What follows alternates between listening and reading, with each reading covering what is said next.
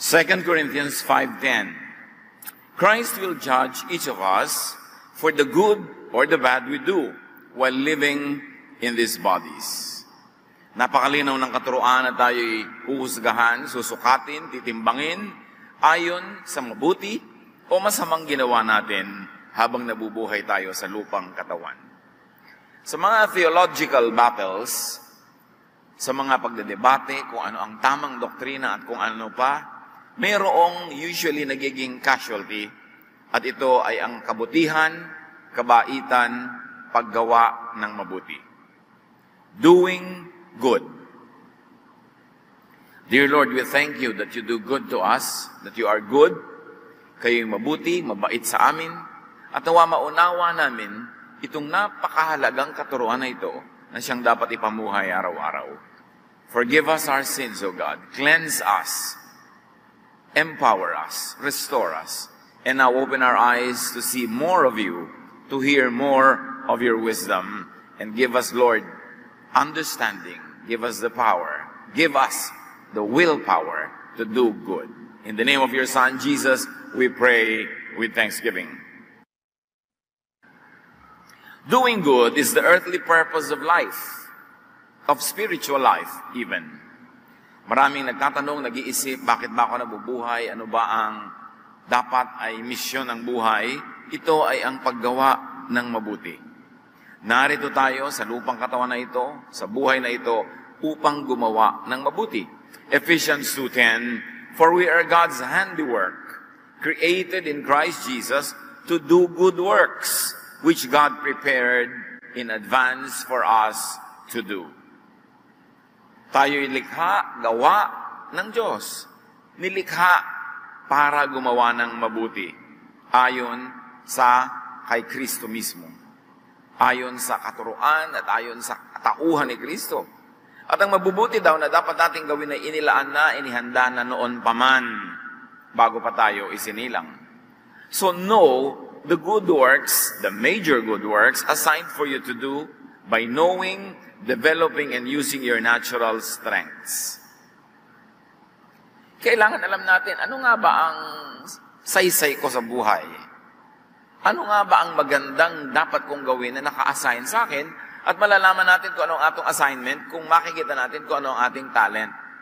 Ano ang ating likas na galing, husay. Sapagkat kung ano ang nilikha ng Diyos na gawain para sa atin, noon pa man, nilikha niya tayo para maging kaya at kayanin natin na gawin yung gawain na yun. Maraming mga tao itinatanong, ano bang papel ko sa buhay? Ano bang pinakamaganda kong gawin? Hindi tayo dapat tumingin sa malayo. Tingnan natin ating sarili. Paano tayo nilikha ng Diyos? Ano ang ating mga natural na hilig? Na pag ginagawa natin, masaya tayo. Pag ginagawa natin, masaya yung iba na ginagawa natin yon. Na maganda ang bunga, mabuti sa higit lalong nakararami. At pag tinitingnan natin ating mga natural na talento, galing, mga likas na husay, malalaman natin kung para saan nga ba tayo nilikha ng Diyos. Saang mga gawain, saang misyon tayo, tugma. Kaya marapat na alamin, kilalanin ang ating mga natural talents, at igalang din natin ang natural talent ng iba. Huwag natin silang pilitang bigyan ng mga roles to play, bigyan ng mga assignment na hindi naman likas sa kanila at hindi totoo sa kanilang pagkatao.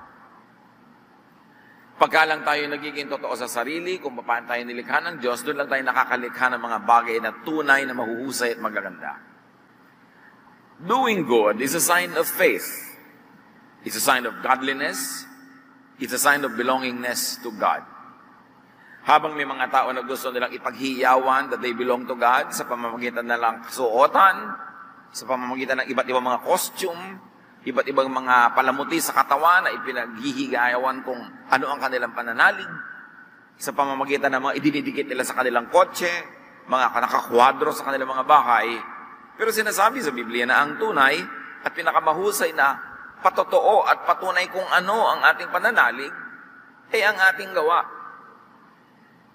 James 2:18, But someone will say, you have faith, I have deeds. Show me your faith without deeds, and I will show you my faith by my deeds. Ito si Santiago, nililinaw niya, Sabi kayo ng sabi na meron kayong pananalig, tapos wala naman kayong magandang gawa. Sabi niya, paano pwede mangyari yon? Paano mo ipapakita sa akin ang iyong pananalig kung wala naman itong gawa? Ako, sabi niya, ipapakita ko sa iyo kung ano aking pananalig, kung kanino ako nananalig sa pamamagitan ng aking mga gawa. Hindi nadadaan sa mga kiyaw-kiyaw, sa mga dal-dal-dal-dal, sa mga deba-debate, para patunayan mong makadiyos ka, tama ang iyong pananalig, sa gawa nagkakatalo. So promote, prove, show your faith by doing good, not just by talking.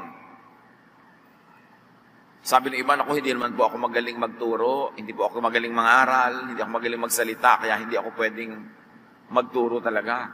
Subalit ang pinakamabisang pagtuturo tungkol sa ating pananalig ay sa ating paggawa. Ang ating mga gawa, ang pinakamagagandang mga sermon na pwede nating ibigay sa kapwa. Hindi yung sermon ng bibig, tapos wala naman sa gawa. Walang maniniwala sa ganun. Doing good pleases and glorifies God. Biruin nyo, pwede naman pala nating ma-ministeryohan ang Diyos. Pwede natin siyang mapaglingkuran. Kasi ang Diyos walang kailangan. Bakit mo siya paglilingkuran? Wala naman siyang kailangan. Pero sa pamamagitan ng paggawa ng mabuti, napasasaya natin ang Diyos, naluluwalhati natin siya, naiaangat natin siya. Therefore, when we do good, we not only do good to the recipients of our good deeds, but we also do good to God. Hebrews 13:16, and do not forget to do good and to share with others, for with such sacrifices, God is pleased. Anong sacrifices ang hindi nakakalugod sa Diyos? Yung hindi ako kakain para matuwa sa akin ng Diyos. Hahampasin ko ang aking sarili para matuwa sa akin ng Diyos. Luluhod ako ng matagal na matagal. Di pa ako papagurin ko ang aking katawan para ako pakinggan ng Diyos. Hindi natutuwa ang Diyos sa mga ganon. Mga sakripisyong walang saysay. Pero sabi niya, alam niyo ang sakripisyong mayroong timbang, may bigat, yung paggawa ng mabuti sa kapwa. Siyempre, ang paggawa ng mabuti sa kapwa, parang sakripisyo yan. Dahil, sana nagpapahinga ka na, naglilingkod ka pa. Sana kinain mo na lang lahat, hinati mo pa, ibinigay mo sa kapwa. Sana, ikaw na lamang nag-enjoy, pero binigay mo sa kapwa. Yung mga ganun daw sakripisyo, yun ang may saysay. Ikinatutuwa yun ng Diyos. Dahil mahal niya ang lahat ng tao. Pag busog na busog ka at may nagugutom na hindi mo binibigyan, ikinalulungkot yun ng Diyos. Pag lampas-lampas sa pangangailangan mo, ang iyong mga pananalapi, tapos meron kang kilala, kaibigan, kapatid na sobrang nangangailangan, hindi mo binibigyan, dinaramdam yun ng Diyos. Kaya para mo siya pasayahin, tumulong ka sa iyong kapwa dahil mahal niya yung kapwa natin na tinutulungan natin. Matthew 5:16, in the same way, Jesus says, let your light shine before others, that they may see your good deeds and glorify your Father in heaven. Gusto mo pala na luwalhatiin ng Diyos? Gusto mo pala na ipagsigawan ng iyong pananalig, na mabait ka, makadiyos ka? Sabi niya ganon, yan ay sa paggawa ng mabuti. Kaya ano ang mapapala ng mga relihiyosong nag-aaway? Nagtatalakan sa isa't isa, nagtatalo, nagpapahiyaan, yung mga naninindigan sa kanilang doktrina, tapos tinatapak-tapakan nila, nililibak-libak nila yung mga ibang merong kakaibang pananalig. Kinokontra nila yung sarili nilang deklarasyon na sila ay makadiyos. Kasi walang uri ng pagiging makadiyos na nasa katalinuhan at sa pag-iisip lamang, ito'y nasa paggawa. Kaya kung ang bibig ko'y nagsasabi ng matataas na mga doktrina, mga katuruan, nilalait-lait ko yung may ibang pananalig na sa tingin ko ay mali, actually ako ang sumisira sa sarili kong sinasabi. Kasi ang patunay sa pagiging makadiyos ay sa gawa. Doing good is high worship. Hindi lamang sa pagtataas ng kamay, pagkanta, hindi lang sa sabay-sabay na pagdadasal, hindi lang sa sabay-sabay na pagsasama-sama sa pagsamba, sumasamba ang tao. Pag gumagawa ka ng mabuti sa kapwa, lalo yung humahango ka sa kanilang kahirapan, nagdadamit ka sa mga hubad, nagpapakain ka sa mga gutom, ginagamot mo, tinaalagaan ng mga may sakit, worship yon. Hindi lang sa worship service nangyayari ang worship. Doing good is prayer. Hindi lamang sa pagdasal, sa pagtiklop ng mga kamay at pag-usal ng mga dalangin, nagdadasal ang tao. Pag gumagawa ka ng mabuti, nagdarasal ka. Prayer in action. At yung papuri sa Diyos, yung hallelujah, praise God, purihin ang Diyos, Diyos namin, ikaw na pinupuri namin. Hindi lamang sa pagsasalita ng ganun pumupuri ang tao. Tuwing meron kang tinapay na hinati mo, kinibigay mo yung kalahati sa nagugutom. Tuwing meron ka mga damit na ipinamigay mo sa mga nangangailangan dahil nasalanta ng mga bagyo. Tuwing meron kang ginagawang pagtitiis para merong guminhawa, yon ay praise and worship. Huwag nating akalain na sumasamba ka lamang from 7 to 8:30 a.m. on a Sunday morning. Saan ka pupunta? Mag-worship. Well, maganda yon. Pero kung yun lang ang worship mo buong linggo, kulang yun. Taas ka ng taas ng kamay, may patambling-tambling pa, bumubula pa ang bibig sa kadadasal eh. Pagkatapos, wala namang ginagawang mabuti sa kapwa. Sa palagay niyo ba, may saysay yun? That's why our whole life must be a life of prayer, a life of praise, a life of worship. Na hindi ibig sabihin yun lang formal program na dinadaluhan natin, kundi sa mga ginagawa natin araw-araw. James 2:15-16, if you know someone who doesn't have any clothes or food, you shouldn't just say, I hope all goes well with you. I hope you will be warm and have plenty to eat. What good is it to say this unless you do something to help? Sabi ko noon, ang galing-galing mo magsabing, sige, nagugutom ka pala, ipagpe-pray kita. Sige, may sakit ka pala, ipagpe-pray kita. Nawa, bigyan ka ng Panginoon ng mga kailangan mo sa buhay. Sabi ganon, bulaklak lang yan ng dila, walang saysay yan, hanggang di ka pa tumutulong talaga. Kailangan may ginagawa ka, hindi lang sa bibig. At lalo sa napakaraming mga tao ngayon, ang dali-daling maka-excuse sa pangangailangan ng iba. Ending mo lang ang usapan nyo, sige, ipagpe-pray kita. Period, tatalikod ka na. Parang tapos ang kwentuhan, wala na akong pananagutan sa'yo, yan na ang tulong ko sa'yo. Sinasabing malinaw, kulang yan. You don't really help until it hurts. So, huwag tayong masanay sa pananampalataya sa bibig, dapat sa gawa. Doing good is commanded. Jesus says in Mark 12:31, love your neighbor as yourself. There is no commandment greater than these. The other one, of course, is love God. Love is a verb. It's not only a noun. Love is action, not an idea.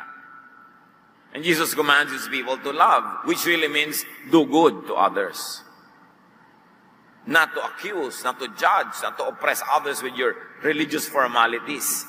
Ang kailangan ginagawa mo sa kapwa, laging gawan siya ng mabuti. Hindi, paano ko kaya i-convert ang utak nito para ang doktrina niya sumunod sa doktrina ko?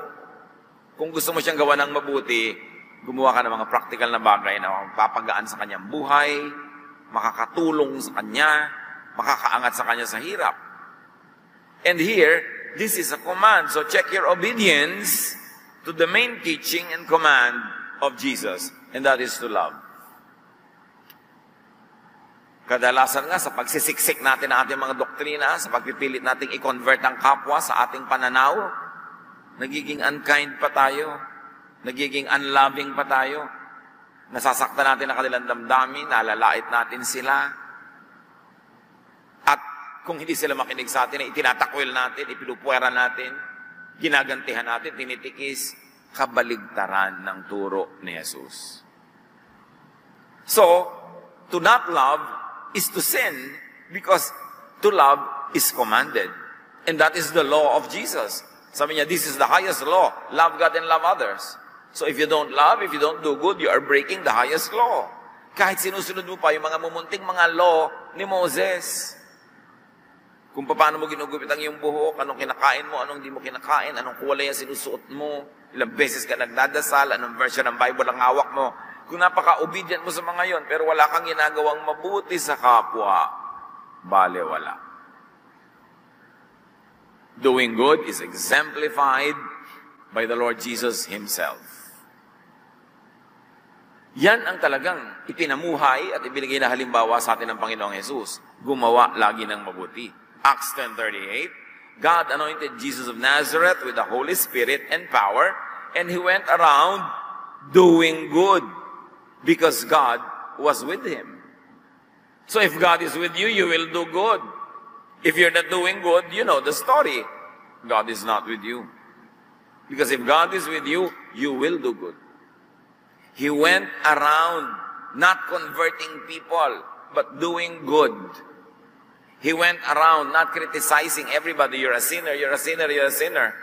But doing good to the sinner, to the point that he was called a friend of tax collectors and sinners. A friend of the weak, the outcast. Siya ang kinaibigan niya, yung mga etchapuera, yung mga nilalait, nililibak, iniinsulto. Yun ang kanyang kinaibigan. Kasi yung mga yun ang higit na nangangailangan ng kalinga, ng pag-ibig, ng pagtanggap. Doing good is the best sermon. The best preachers don't even have to open their mouths. They just do good. Doing good is high religion. Transcendent of sectarianism, of congregationalism.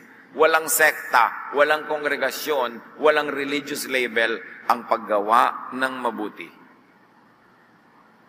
Follow the example of Jesus, not of any other religious personality who excel in talking but not in doing.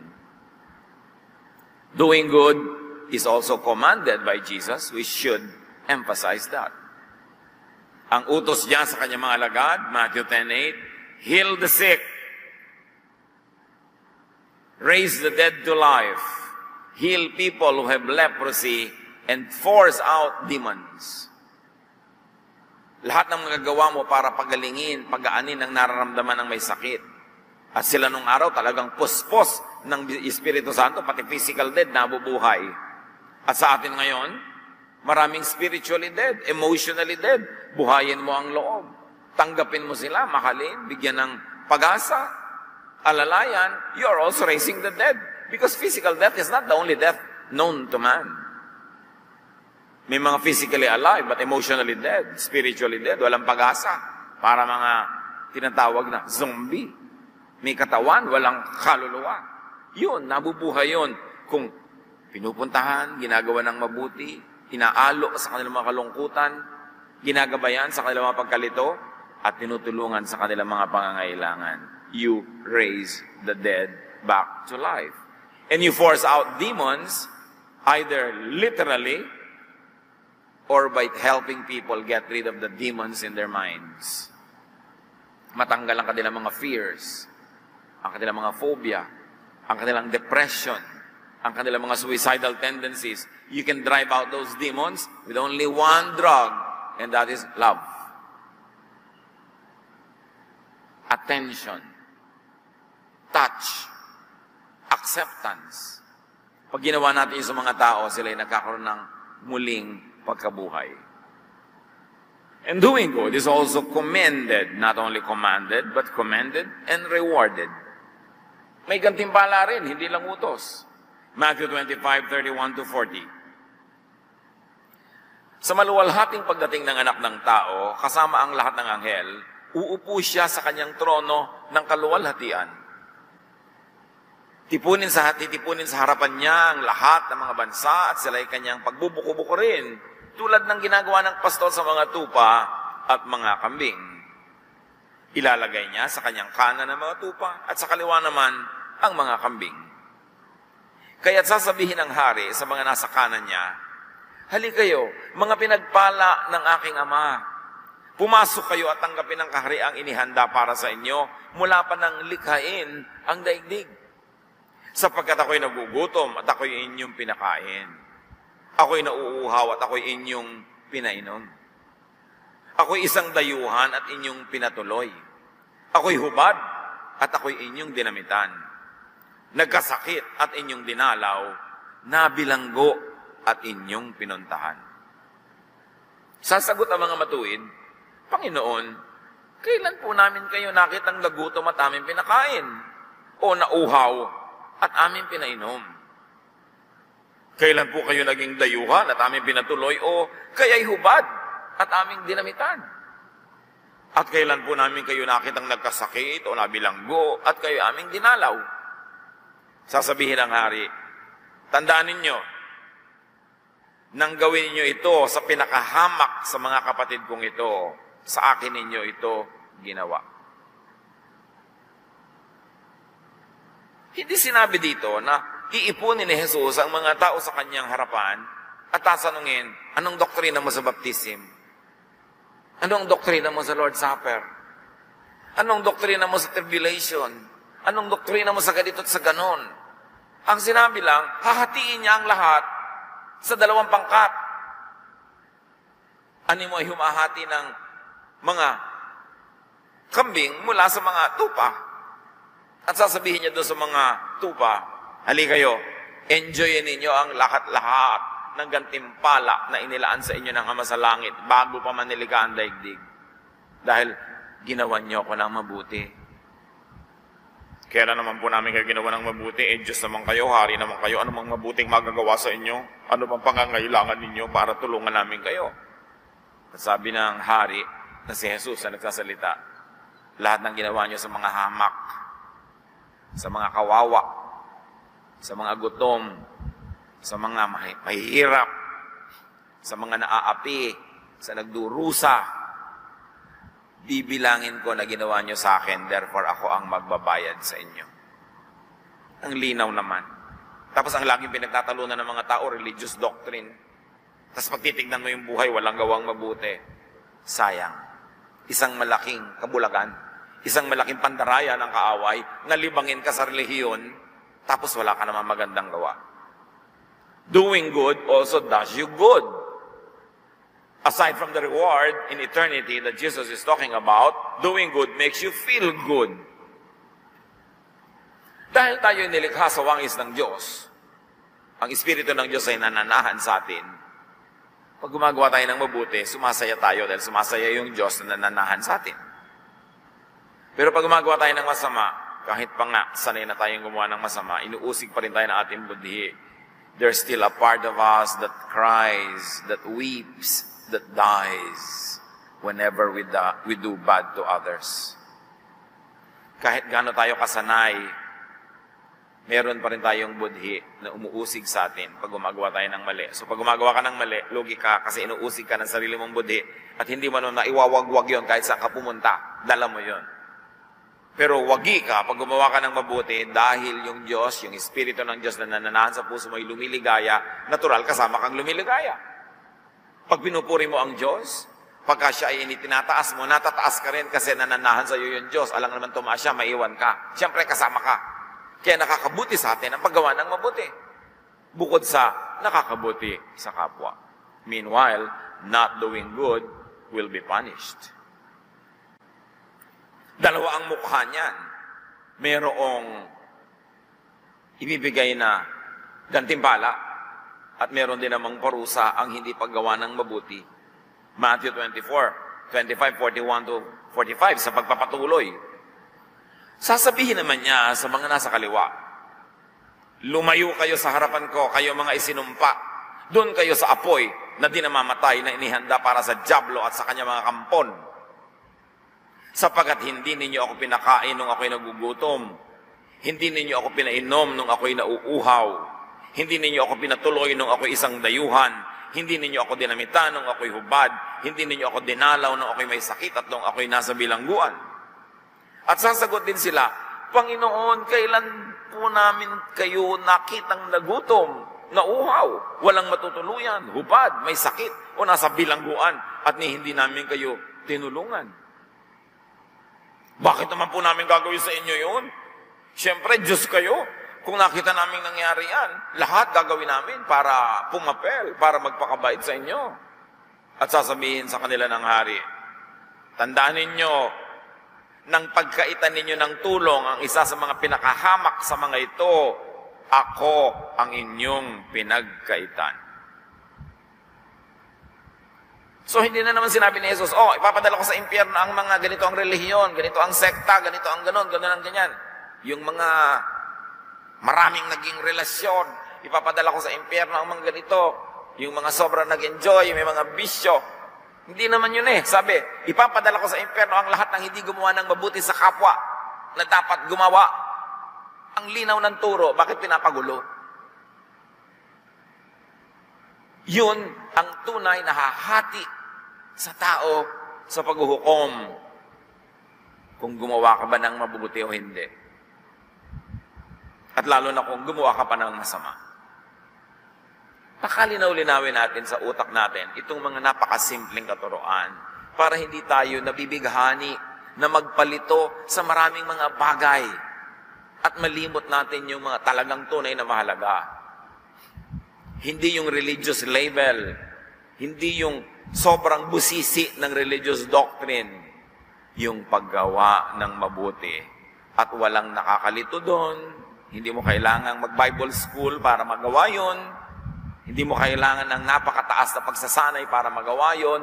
Susundin mo lang ang likas na kabutihan na itinanim sa iyo sa puso ng Diyos. At hindi mo naman susundin ang likas na kasamaan na itinatanim ni Satanas sa iyong puso. Pipili ka lang lagi kung gagawa ka ng mabuti o ng hindi mabuti. At hindi yun mahirap pagpilian. Earthly life is short, but it's long enough to do much good. So do good instead of non-good or nothing. And of course, very importantly, do good instead of bad. Choose to do good. Meron kayong kaharap, gusto niya na talagang bugbugin, nakakainis. Choose to do good.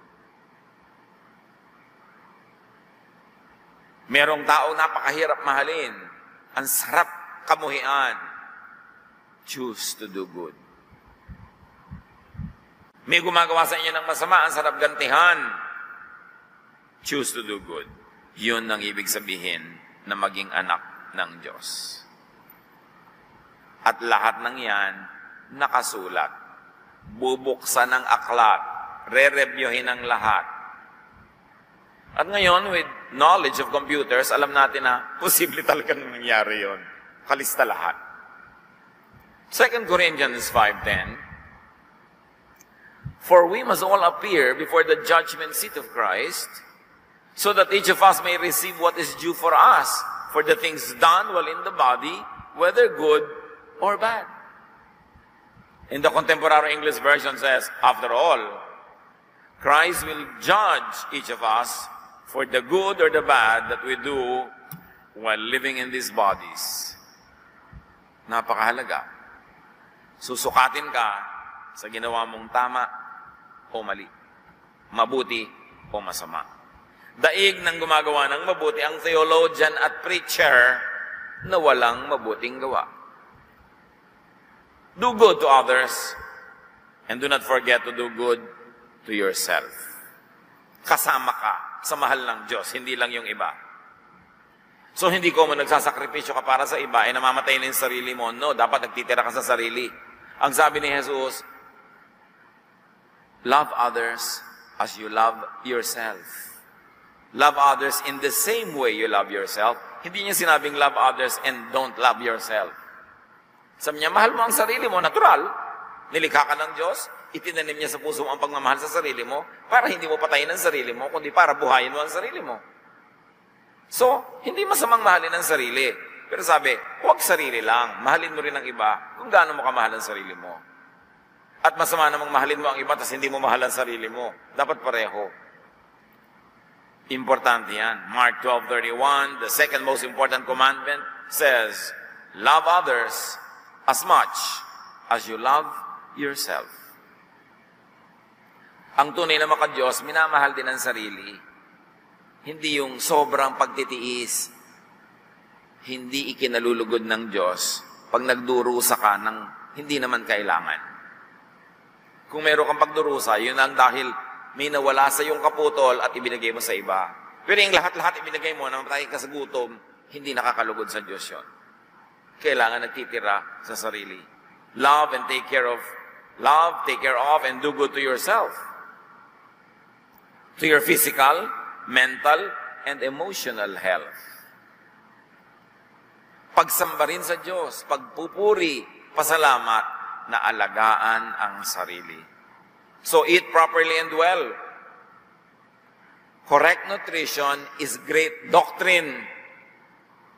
Meron ang galing-galing sa doktrina. Pinag-aawayan, binabakbakan kung paano babalik si Jesus, kung kailan, kung ano ang tamang ganito, kainin sa Lord's Supper, bla bla bla. Tapos kung makakain ng mga pagkain nakakalason sa katawan ay wagas. Binabaliwala mo yung doktrina. Kailangan ina-apply sa sarili. Tama dapat, nagpapahinga. Ang pahinga, iniutos ng Diyos. Tapos, sobra ka nagtatrabaho, kahit para sa church, wala ka ng pahinga, napudpud ka na. Sa palagay mo, natutuwa ang Diyos, hindi naman siya sadista. Minsan, yung team leader mo lang sa church ang natutuwa. Pero hindi ang Diyos. Gusto ng Diyos, nagpapahinga ka rin. Siya nga, nagpapahinga. Work. But don't forget to rest well. It's part of good religion. Be and stay as happy as possible. Dapat pinapasaya natin ating sarili. Itinataboy ang lungkot at lumilikha ng kasiyahan. Kasi pag mas masaya ka, mas mabait ka. Pag mas mabait ka, mas mapagbigay ka, edi maraming nakikinabang kung masaya ka. Kung hindi ka masaya, syempre, bugnutin ka. Paano ka gagawa ng mabuti sa kapwa? So, papasayahin ko ang sarili ko. Una, para mag-enjoy ako. Second, kasi pag masaya ako, mas mabait ako. Mas generous ako. Therefore, mas mapaglilingkuran ang kapwa. But you cannot give what you do not have. So, if you are not happy, how can you make others happy? Proverbs 17:22. If you are cheerful, you feel good. If you are sad, you hurt all over. Hindi ka pwedeng laging happy. Natural, may mga reason na nagpapalungkot. But you can always be cheerful. Pwedeng kahit malungkot ang sitwasyon, masaya ang approach mo. Yung pinapasaya mo, kahit malungkot. Hindi malungkot na nga, dadagdagan mo pa ng lungkot lalo, sumobrang lungkot na. Kailangan pag may lungkot, itinataboy. Ecclesiastes 11:10, rid yourself of all worry and pain. Itaboy ang mga alalahanin. Itaboy ang mga nagpapahirap ng loob, nagpapasikip ng dibdib. Gawin ang dapat gawin para agad-agad ay malunasan yan at huwag nang balik-balikan, huwag nang i-entertain ang mga kalungkutan. Consciously minimize pain. Consistently minimize pain in your life. One, for you to enjoy life, and two, for others to enjoy you. Because when you are in pain, people don't enjoy you. Kaya ministry din natin sa ating kapwa na palusugin ang ating sarili. Halimbawa, hindi nyo mahal ang inyong sarili. Hindi nyo inaalagaan ang inyong sarili. Hindi kayo kumakain ng tama. Ayaw nyo tumigil sa mga bisyong sumisira sa katawan. Hindi kayo nagpapahinga, ginagasgas nyo ang inyong sarili, kung ano man na yun. Halimbawa, ganun ang ginagawa nyo sa sarili nyo. Pero nag-iisa ba kayo sa mundo? Hindi kayo kumakain ng mabuti. Nung nagka-ulcer kayo, kailangan nyong gamutin. Sino ang taya? Sino magbabayad? Nanay nyo, tatay nyo, kapatid nyo, asawa nyo, anak nyo. Di ba meron ding magbabayad? Wala akong pakialam sa buhay. Kakain ako ng lahat ng gusto ko. Lahat ng nakaka-cancer, lahat ng nakaka-ulcer, lahat ng mga nakakaganon. O ngayon, pag may cancer kayo, sino magpapagamot sa inyo? Kayo ba? Di ba yung mga taong responsable na nasa paligid nyo? Kung mahal nyo ang mga tao sa paligid, kung tayo yung mga responsableng tao, palulusugin nyo ang inyong sarili dahil pag nagkasakit kayo, sila makakagastos. At kung sakasakaling bigla kayong namatay, sila ang magpapalibing sa inyo. Wala kayong pwedeng gawin na pagsira sa sarili na hindi madadamay ang kapwa. Kaya kung responsable kang tao, pinalulusog mo ang sarili mo. Tatay ka, may mga anak kang papalakihin, pag-aaralin, magtanggal ka ng mga bisyo, palusugin mo ang sarili mo kasi pag nabaldado ka, hindi mo mapag-aaral ang mga anak mo, hindi mo sila mapapakain. At kung ipapagamot ka pa sila ngayon ang gagastos. Hindi tayo nabubuhay para sa sarili lamang. Kaya tinuturo ni Jesus, mahalin mo ang sarili mo. Kasi pag hindi mo minahal ang sarili mo, mauobliga yung mga nasa paligid mo na sila ang magmahal sa'yo. Sila ang mag-aalaga sa'yo. Sila ang gagastos para sa'yo. Kasi hindi mo inaalagaan ang sarili mo. At ang daming ganong tao. Ilulublob ang sarili sa bisyo, ilulublob ang sarili sa pagsira ng katawan, at pag nagkasakit, iba ang taya. Siyempre, dahil wala silang pera. Kaya yung mga pamilya natin, kawawa yung mga responsible, yung mga productive, na uobliga sila na buhatin yung mga natutumba, na sana kung nag-aalaga lang ng sarili, di naman matutumba. Liban na lang siyempre kung talagang ginawa mo na ang mabuti, lahat, natumba ka pa rin, talaga magtutulungan tayo. Ganun talaga ang pamilya, ganun ang magkakaibigan, ganun ang magkakapatid. Pero iba namang usapan kung kaya ka natumba kasi tinutumba mo yung sarili mo. Philippians 4:6-7, don't worry about anything, but pray about everything. With thankful hearts, offer up your prayers and requests to God. Then because you belong to Christ Jesus, God will bless you with peace that no one can completely understand, and this peace will control the way you think and feel. So kailangan daw, inaalis natin yung pag-aalala. After you have done what is practical, so that you could minimize your worry, after you have planted, so that you will harvest, after you have become careful, so that you will not get into all kinds of trouble, be at peace. Hindi naman peace agad na wala ka pang ginawa. Pero pag nagawa mo na lahat ng kaya mong gawin, ipasadyos mo na yung bunga nun, at manahimik ka, magkaroon ka ng kapayapaan. Kasi pag payapa ang isip ng tao, lumulusog ang kanyang katawan.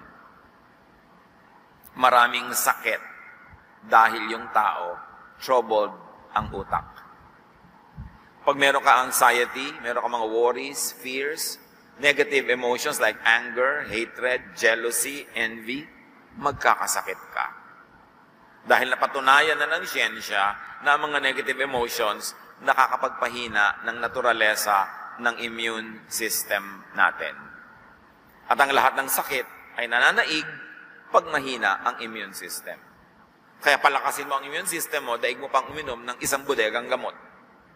Kasi malalabanan niya ang mga sumusubok na mga sumakop sa iyong katawan ng mga mikrobyo, mga sakit, kasi mataas ang immune system mo. At mahalaga, masaya ka.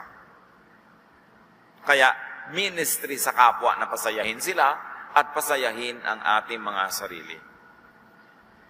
At ganoon na rin ang pag-aalaga ng katawan natin. Dapat alagaan natin yung mas malaki nating katawan, ang ating daigdig. Do good for God's creation, for the environment. Kahit anong pagpapalusog mo sa sarili mo, kung ang nalalanghap mong hangin na hindi mo maiwasan ay polluted, madadamay ka pa rin.